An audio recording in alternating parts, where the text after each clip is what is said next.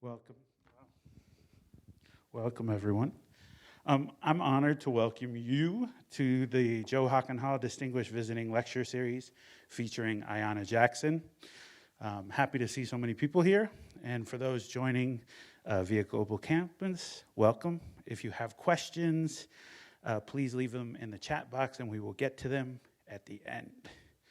Hosted by CCGRS, the Joe Hockenhall Distinguished Visiting Lecture was established in 1986, long before CCGRS, in the Women's Studies Department, in honor of Joe Hockenhall, a WSU Professor Emeritus of Fine Arts. Hockenhall served as the Director of Women's Studies at WSU for more than a decade, and throughout her career was committed to building programs and initiatives advancing diversity as well as the humanities and fine arts. Her commitment to fostering dialogue and intellectual exchanges, critical thinking, and social justice has left an indelible mark on WSU, as evidenced by the establishment of the Hockenhall series. While at WSU, Joe Hockenhall was a popular and devoted teacher, as well as an effective administrator. She was Associate Dean of the WSU Vancouver campus. She was also Vice President of the National Women's Caucus for the Arts and the recipient of that organization's Northwest Chapter, Kathy Kollwitz Award for Outstanding Contributions to Women in the Visual Arts. She's a founding member and longtime board member of the Northwest Print Council. Her work has been exhibited nationally and internationally and incorporated as illustrations in 2 books published by WSU Press. Over almost 20 years, the Women's Studies Department brought an amazing number of visual artists, writers, poets, performance artists, and others dedicated to issues of social justice through the arts.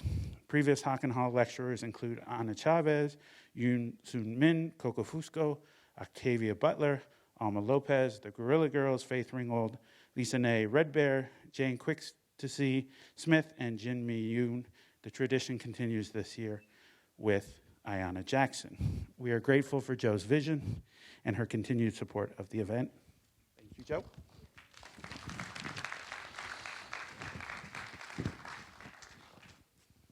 Oh, I guess I'm not in the light. We would also like to thank the Department of Fine Arts, who has been a longstanding partner with Hockenhall. Along with their partnership, this event could not have happened without a number of sponsors that I'm going to note. They're long. The Humanities Planning Group, the Department of Fine Arts, the College of Arts and Sciences, the Dean of Students, the Sociology Department, the African American Student Center, the Office of Equity and Diversity, Global Campus, the Museum of Art, the Department of Foreign Languages and Cultures, the Office of Provost, Department of English, the History Department, the Asian American Student Center, and Multicultural Student Services. So thank you to all of them. That's a lot of yes. Special thanks to Kyla Larkin, Sue Allen, and Angel Nava, each of who worked diligently to get Ayanna's work to Pullman. Kyla's tireless work has been amazing, and so make sure you check out Ayanna's work during the reception. I also would like to thank Sarissa Harper, Christina Sessoms, and the Black Student Union for all their hard work and their support. And of course, none of this would be possible without Ayanna Jackson. We are grateful that Ayanna has come to WSU to share her work and inspire us with her artistry. We are grateful for her brilliant work, her generosity, and her patience. Key patience in getting here. For those that don't know, Ayanna has been here since Tuesday. She's met with students and faculty, engaged in many discussions, and enriched all of our lives. Her time at WSU, like her work itself, has been transformative. Ayanna Jackson's work seeks to crystallize the experience of contemporary Africa and African diasporic societies. She combines honed technical skills with richly laced historical allusions to create hauntingly candid portraits that depict varying constructions of African and African American identities. She does this through several photographic approaches, ranging from reportage to portraiture to performance and studio-based practice. Based between Johannesburg, New York, and Paris, with a short stop in Pullman, Jackson has exhibited her work in association with Gallery Momo, which is in Johannesburg, Gallery Boudon, Libon, Paris, Primo Mirella Gallery in Milan, Gallery Show Contemporary in Tokyo, and the San Francisco Mexican Museum in San Francisco. She has received grants from the Marguerite Casey Foundation as well as the French Institute, the latter supporting her participation in the 2009 Bamako African Photography Biennial. She is also the 2014 recipient of the New York Foundation for the Arts Fellowship for Photography. Her photography has been featured in publications including the exhibition catalog for poverty pornography and Archival Impulse, which we will talk about today, produced as a collaborative effort between Paris and Johannesburg galleries.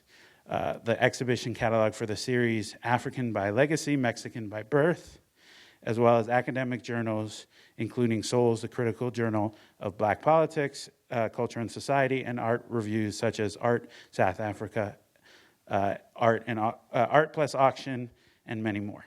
I know you're excited to hear from Ayana, and so without any more wait, Ayanna Jackson.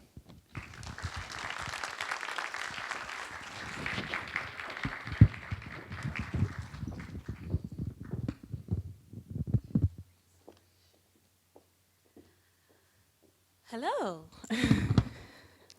How are you? I guess I should wait for the response. How are you? Good. I guess I'd like to begin by saying thank you first and foremost to Joe Hockenhull. It has been an honor and a pleasure to be invited with your name attached to mine. You have done such incredible work with yourself as a visual artist, such a great contribution to the arts globally, but in particular to this campus. And I've seen all of the outpouring of love from faculty and students alike for you, and so I honestly am incredibly honored to be here under your name. I'd like to thank David Leonard. I feel like we've been on this journey for a year. I mean, it's close to, if not definitely already there. Once again, when I saw that my name was in the same lecture series as the likes of Coco Fusco and Faith Reingold and the Guerrilla Girls, I mean, it's like, who, me? You sure you got the right Ayanna Jackson? Is there not another one out there? So I really do appreciate you for knowing my work, following my work, having faith in my work, and bringing me to this wonderful campus to have this opportunity to exchange. I'd also like to thank the university and faculty and the students with whom I've had a chance to spend time. I think Joe understands this more than anyone, but the opportunity to exchange with you guys is actually is a learning experience for us as well, for me in particular.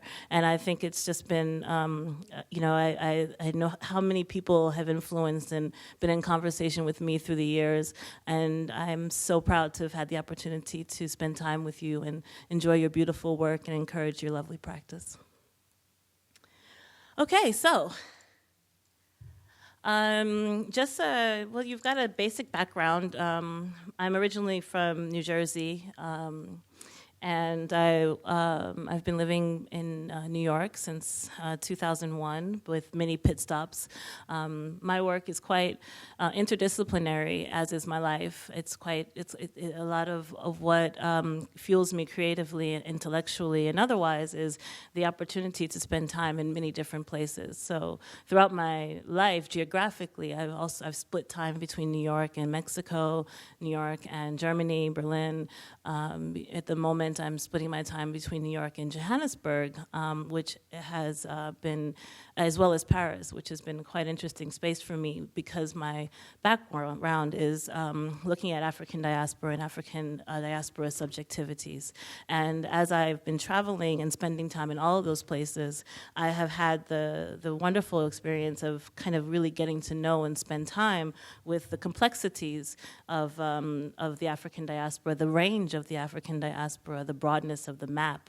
And part of my personal activism has always been, in a way, to decentralize the US American Black experience in favor of a more global Black experience. And one of the ways in which I do that is to think about imagery associated with the Black body, with the African continent, with the non-West in general, and the multiple diasporas that are available to us, from the transatlantic slave trade narrative, from the pre-colonial narrative to the transatlantic slave trade narrative to voluntary migration of people of African descent in the last century, and into the Americas and into the West and beyond.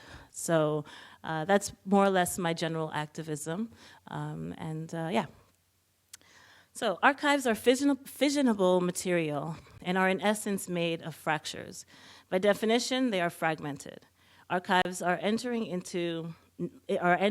like narrow gateways with the hope of exploring the full depth of the event and all its cavities. Exploring archival material is a way of walking through time's thickets in the footprints of the past.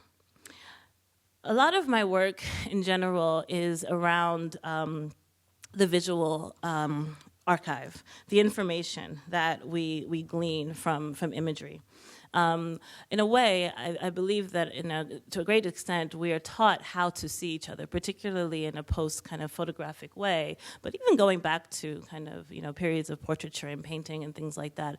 Up until recently, I mean, those of us who are living in this room and in this time, we have the beauty of the internet and the capacity and film and video, the capacity to see distant shores. But I mean, for many years, and even still to a degree, that has been mediated by imagery.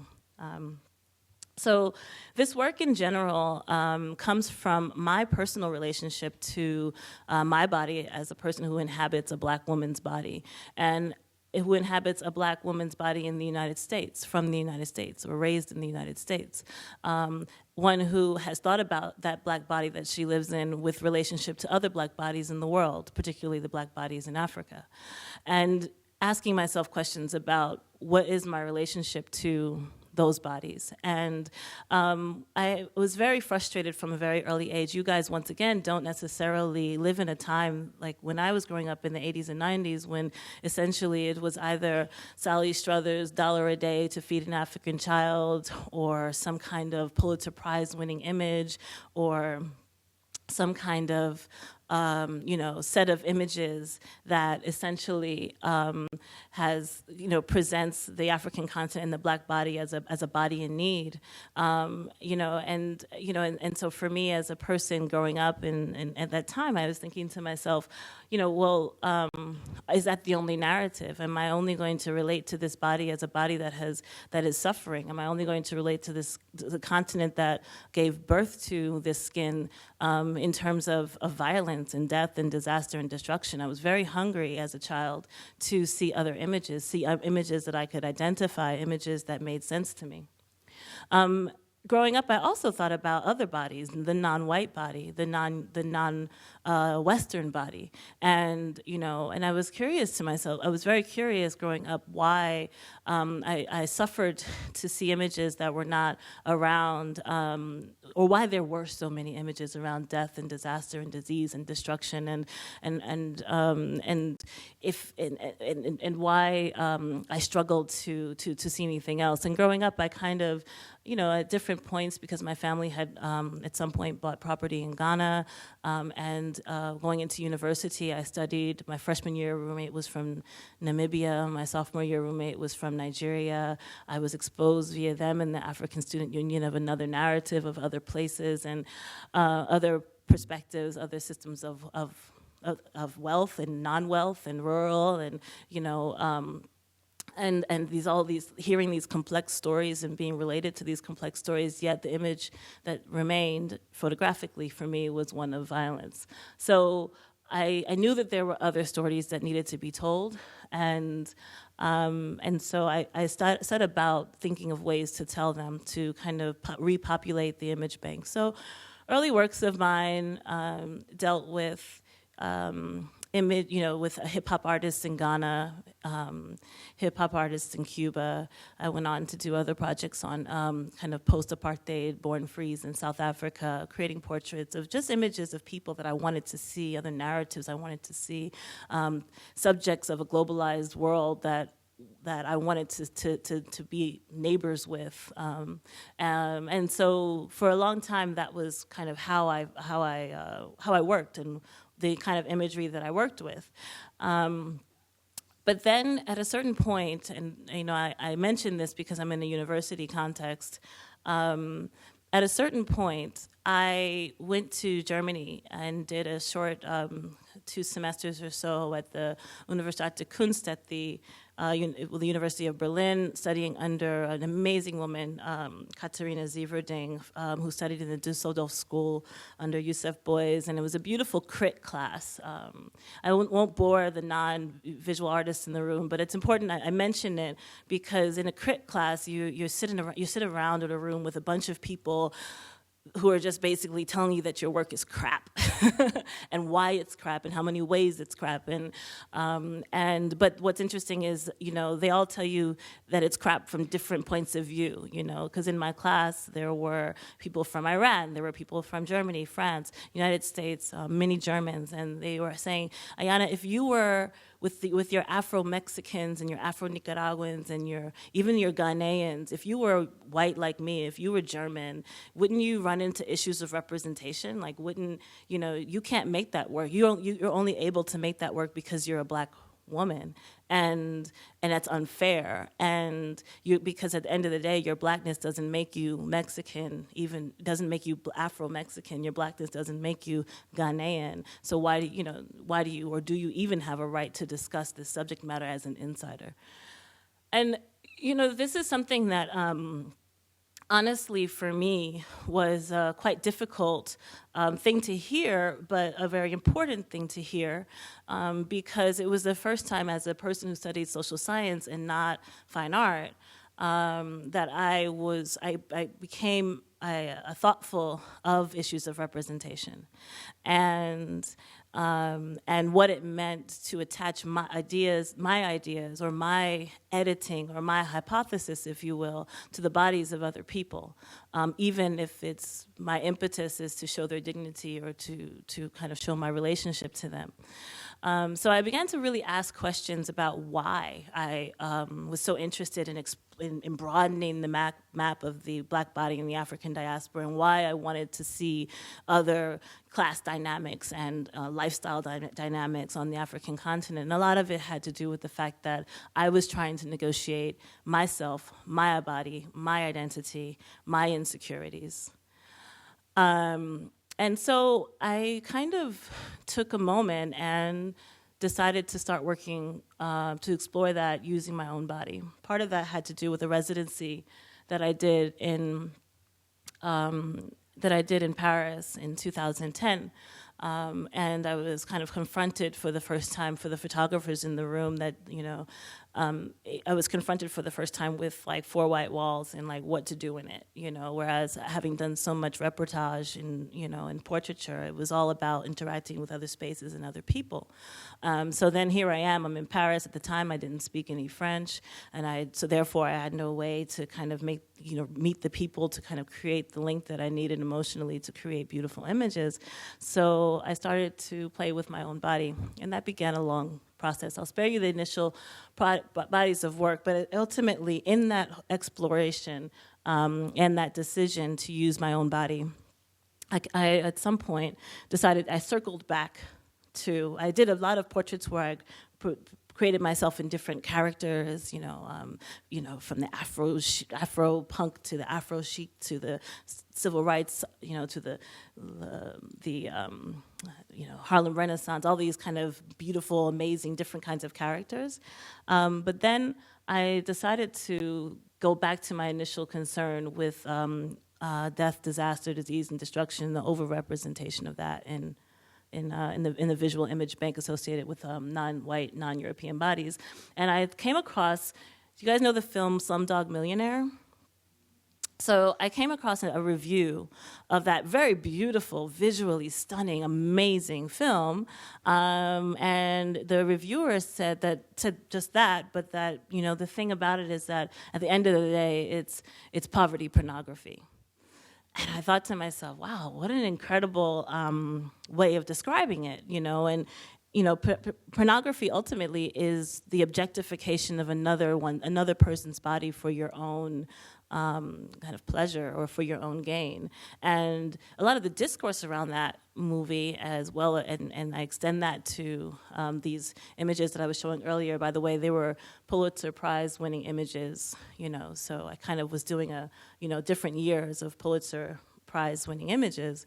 You know, it's kind of a similar thing. It's like, even as photographers, you know, like, as soon as we get our gear, we're like, we want to go to the roughest tumble, crazy, war-torn area and get that money shot, you know? And there is something about our own ego that is gratified by the fact that we can go into, like, the most darkest, deepest inner city, or go into the deepest jungle, or go into the war-torn conflict area and get that beautiful image. But then at the end of the day, you know, if as a society we're so addicted, and as photographers we're so addicted to getting that image, then we miss so many other images along the way, and that kind of feeds this poverty pornography.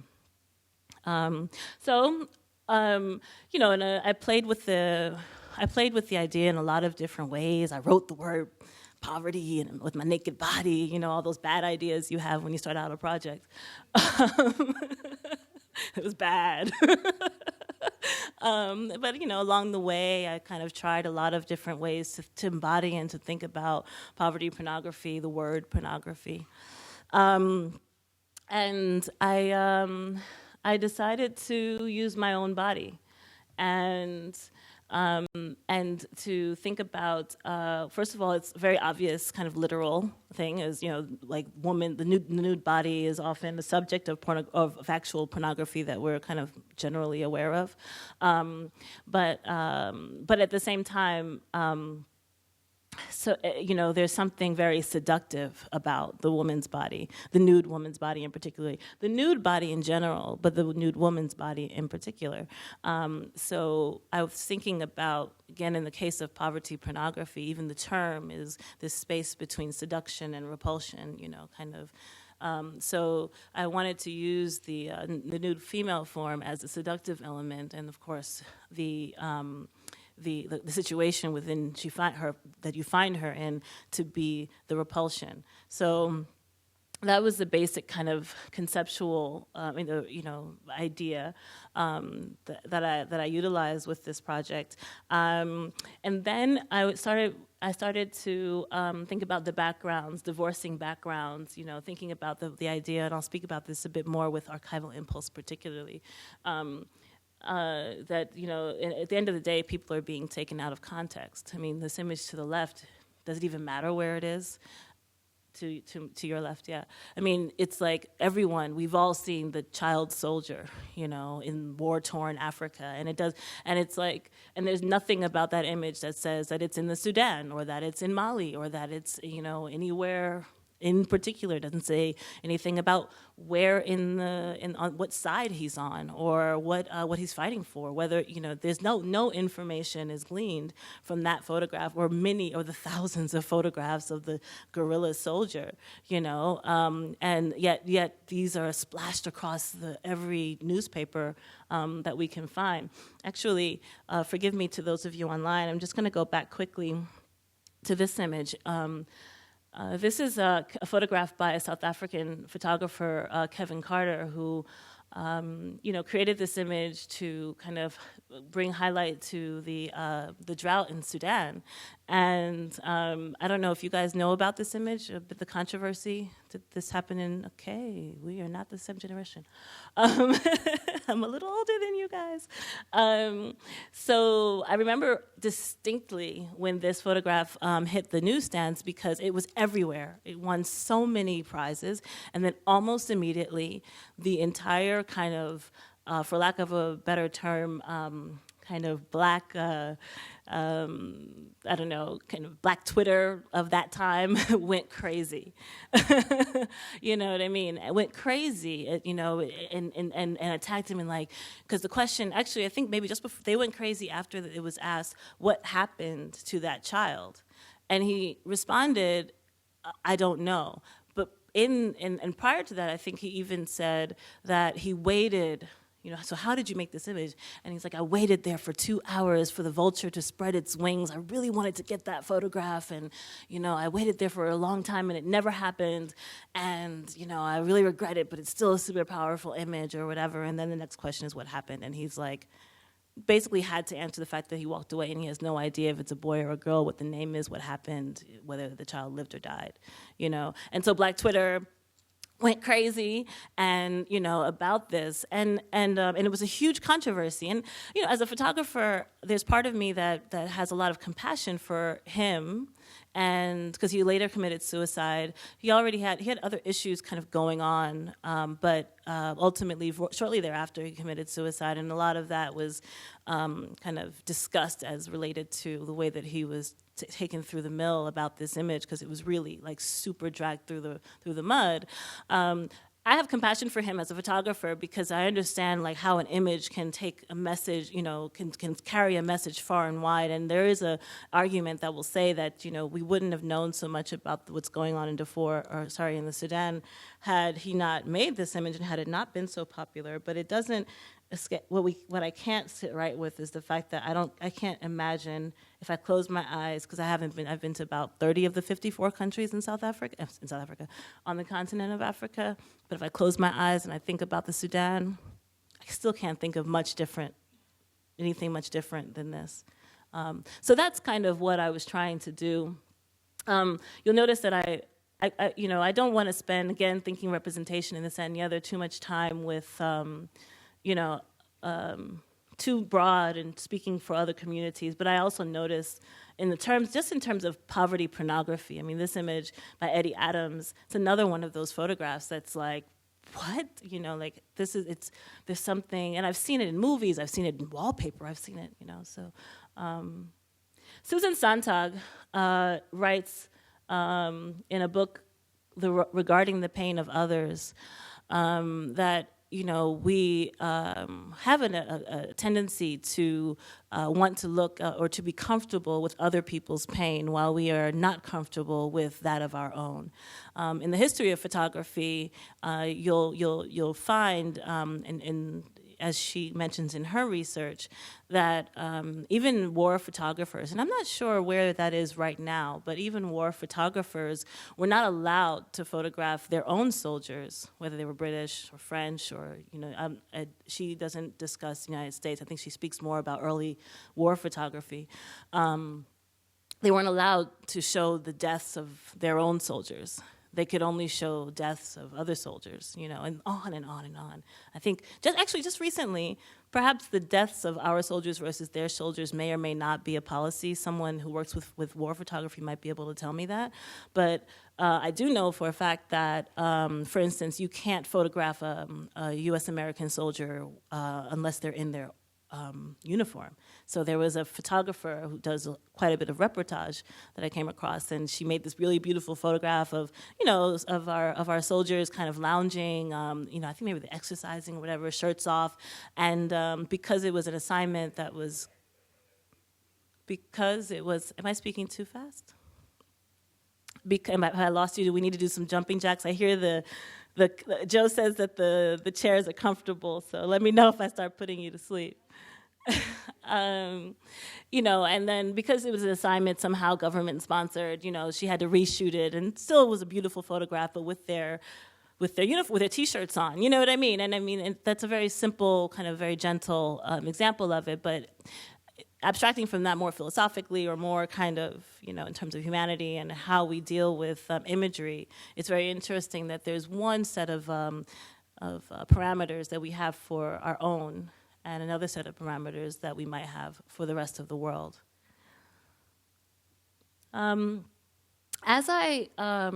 This is one of the last images that I made from the poverty pornography series. There are actually only, I think, 5, and they're death, disaster, disease, destruction, and darkness. And, you know, it was quite painful to make them. You know, I don't want to be, what is the word, like kind of, you know, extra dramatic or melodramatic, like, you know, I was feeling their pain. But there is something about knowing what you're making and knowing that you're making something that is associated with something that a lived body and lived soul experienced, you know, and then at the same time, and this is something that maybe I'll speak about a little bit later, but there's a part of it that is kind of me asking myself if my intervention is there, you know, if I've created an intervention or if I've recreated the same kind of imagery. Is there a question? Is it enough to represent it this way? But this is one of the oldest images in the series. And then what does it mean to take it out of my studio and put it onto a gallery wall and engage it with the marketplace, which is a whole nother story that I haven't figured out. But you know, then I started, this is one of the oldest images, and this is, of course, from the 30s, and I was thinking again about poverty pornography, and, you know, I guess maybe some of you will know that in the 30s that you used to be able to go to these kind of town hall events and watch a Negro get lynched, and then you could have your photograph taken, like, you know, like the guy pointing up, and then they would send it to you, and you can make a postcard, and you can send it to your friends that, you know, I got to see one of those Negro lynchings, you know.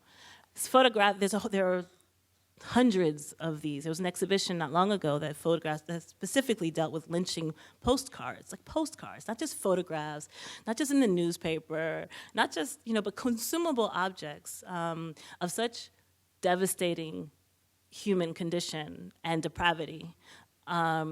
Yet, it was without question. It's like, would you send a postcard of like a dog with its stomach, its entrails like out?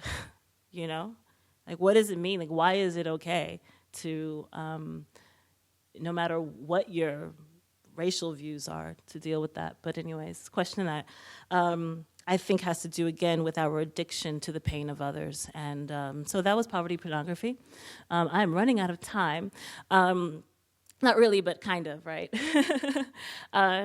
So at some point, I kind of had enough of the contemporary images and really was kind of asking myself, but what is the root of this? Like, what is it? And I really thought about it. You know, I thought at one point I don't know, I was talking to some students or something about, you know, like the origin of like the history, like photography beginning in the 1839, and like, you know, they're different, some 1836, 1839, and 1842. But basically that time was right smack in the middle of the period of the colonial experiment.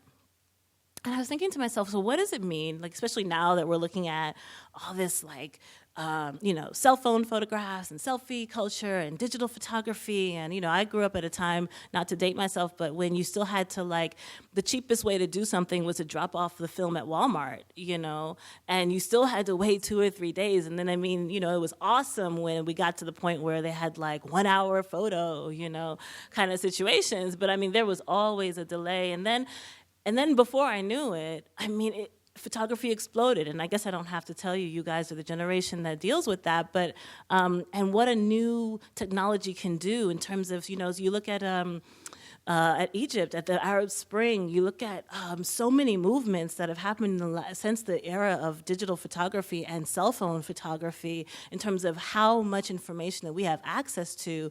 It changes our world, and, you know, and so what about this new technology called photography that finally took the representation of another person's body out of the houses of kings and aristocracy and kind of began to become more and more capable of being interacted with by the layperson. So what did we learn about ourselves and each other with these new images and these new photographs? And I was thinking, you know, for those of you who deal with history, you know, and, you know, there was a lot about, and even now, if we think about how bodies are framed in order to serve the political needs of a nation, or, you know, again, thinking of Susan Sontag's thing, it's like, okay, well, we do know that we had to, in order to justify like the going into Africa or Latin America to extract minerals and resources, we needed to justify it. So you had, forgive me, my grandmother was a missionary, so I'm speaking in a very general standpoint, but then you had missionaries that were coming and kind of, to civilize the natives who apparently needed civilizing, but part of that was also in an interesting way, there's quite a bit of scholarship around it. It kind of made it easier to justify going into these territories and just taking their land and dividing tribes, and you know what I mean? So there's a propaganda element that is always followed. Photography, and colonialism. And so I was thinking again about the daguerreotype, the first time, and then could you imagine the very first time that you see this photograph of an African, like what, and it's just like, wow, how much of an impression that makes on you, or for them to see a photograph of a European, or very simple, I'm oversimplifying, but if you imagine like how it can change your, just an image can change your world and your access to information. So I wanted to think about the conflation of the history of photography and its role in the dissemination of imagery that helped the colonial experiment. So there's a video that I'm going to show you as I kind of skirt towards the end. This kind of asks some questions about the philosophy that helped to bring about and justify colonialism and the role of imagery and my own relationship to it. So it's short, it's about 10 minutes, like hopefully you won't fall asleep. And maybe we can turn on the lights to make it a bit easier.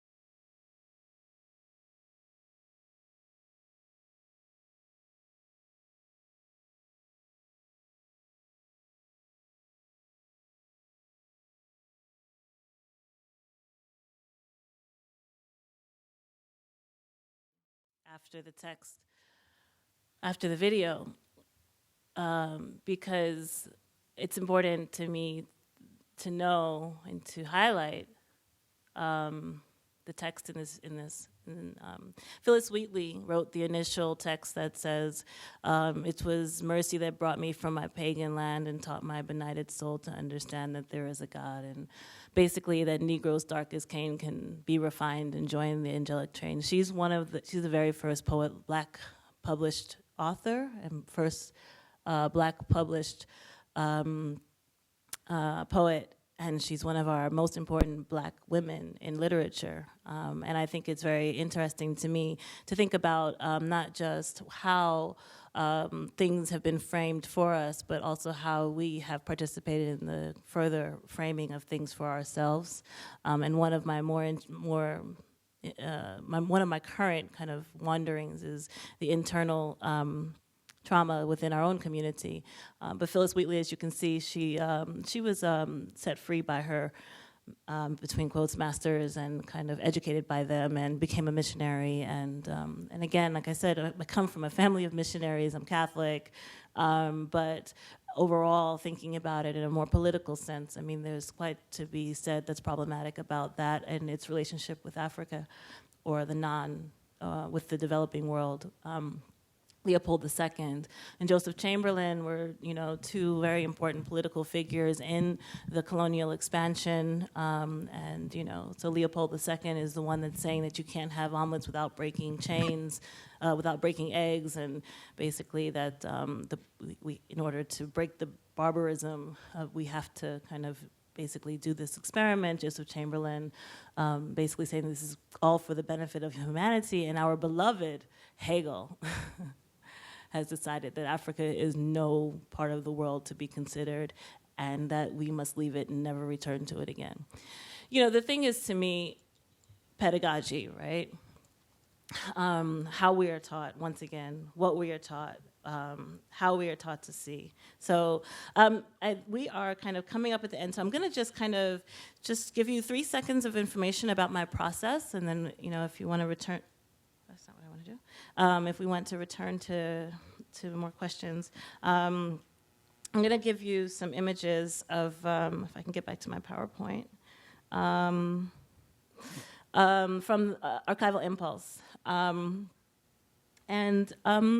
In this series, basically, I use much of the same language as the poverty pornography series.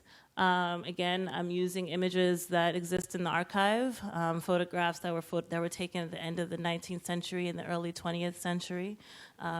This one in particular is coming from, this kind of during the World's Fair, they used to have these traveling Negro villages, traveling Indian villages, Native American villages, traveling, ethnic groups, and you could kind of go into these zoos and, basically see the rest of the world. And there's quite a bit of scholarship that discusses the purpose of those was not just recreational, it was also to create a standing and a position for the population. So, even the most poor and impoverished, person working in Paris could go and see the Negro village and feel like a queen. And this is something that was in the adverts, So this kind of intentional positioning of these bodies, this intentional othering of these bodies has a historical date and precedence and impact that I say continues to persist today with regard to the hypersexualization of the Black woman's body, the kind of demonization and criminalization of the Black man's body. This particular photograph, I said I was going to talk about process. This particular photograph, the background, so in all of my works, I function as photographer, model, and composer, ultimately. I mean, I work with a team for my ultimate retouching, but I occupy all levels. And I think that's quite important in my opinion, because for me, it was when I was conceiving this, as well as poverty pornography, it was inconceivable for me to use another woman's body to do this, because then there would be absolutely no intervention, and I would be once again subjecting another woman's body to this gaze. And so if I'm going to take the risk of making this work, not knowing how it's going to be how it will come across, whether it will reinsert the narrative or challenge the narrative or not. I wanted to take responsibility for it and therefore not do that to another woman. Again, this goes back to my kind of being sensitive to issues of representation.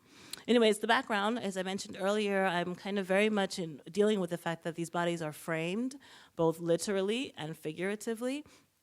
So they're quite often out of context or put into the context of another person's framework. So in all of my images, as you probably will have noticed outside, you kind of usually will have two different palettes. You have like a black and white in many cases in the back, another in the foreground. But this particular image, and sometimes they're literal and sometimes they're not. In this case, that bird cage in the back is on the grounds of the Jardin d'Acclimatation near the Bois de Boulogne in Paris, where they actually held the human zoos. I also was struck by the way that in some cases there was this kind of, in this situation you have a very kind of the origin of the mugshot, this very kind of phenotypical kind of study, scientific, racist kind of stuff that we all think about now when we look at these images. But then at a certain point there are these photographers that kind of start going to the classical bust, or I'm sorry again to those of you in the global campus, or the three graces. It's like, so then what does it mean now to take these benighted, savage bodies and put them in the form of your most important kind of masterpieces? I have a lot of kind of questions around that and sensitivity towards the photographers as well, because there is one thing, even with a Kevin Carter, character, or an Eddie Adams character, I mean, the impact of the photograph and the intention of the photographer are often quite different, and I think it's important. So I'll say, again, the titles of these photographs is another thing that I'll mention, because, again, thinking about the photographers and the intersubjectivity, this one is called What Will You Tell Them About Me? Do you feel pain? And in one case, it's the thinking of the agency of the sitter, and thinking of the intentionality of the photographer, who actually wonders if that position is painful. I got that title because it was very painful to make this shot. If I had a different skin tone, I think I would have been black and blue on the hip. So again, these are things that are coming in. Fast forwarding, playing with how a photograph kind of reads, thinking about reading images critically. How does it, change when you put a black woman above other black women's naked bodies, white woman above a men's body? What happens with power and gender and these kinds of things? What are we reading?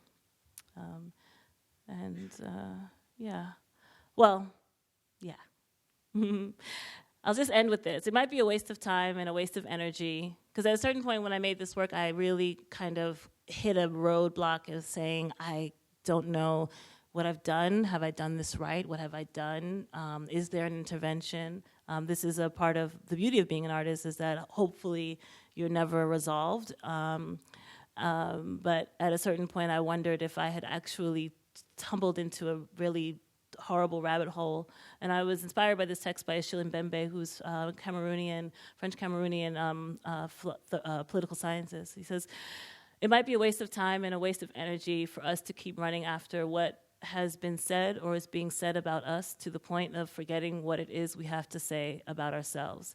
Because our physical, psychic, intellectual energies are caught in responding in a mimetic way to some discourse, some possessed discourse of another, who ends up getting us possessed by his or her own demons. That's what I have to say to Hegel. And then I'll just leave you with photographs from one of the most important people. I wish you could all write this name down, Santu Mofokeng. He's a South African photographer, contemporary artist, who created a installation project called the Black Photo Album. And basically, while many of these photographs were made by non-Black photographers, the history and the purpose of the portrait studio photograph is to photograph yourself. So he went through and found these archives of these, again, 20th century, many of them are, early 19th century, many of them are daguerreotypes, photographs of people in the city going into the portrait studio asking to be in there to be photographed. This is his name, Santamo Phokeng. So even I asked this of myself, what stories are we telling and why? And I'll leave you with this. One effect of this illumination is to direct our attention to the deeply historical nature of the images and link to this to their subject's capacity for historical experience. To pay attention to or be aware of the subject's capacity for historical experience and their desire to record this experience is, of course, to be aware of their motivations for being photographed. That is their modernity. And Africans, African bodies, non-white bodies, non-European bodies have forever been a part of the modernity, and it is my personal activism in looking at the archive and in thinking forward to remind each and every one of us on a everyday basis of that fact, and to be very critical of what we consume and how it impacts how we see ourselves and each other. Thank you so much.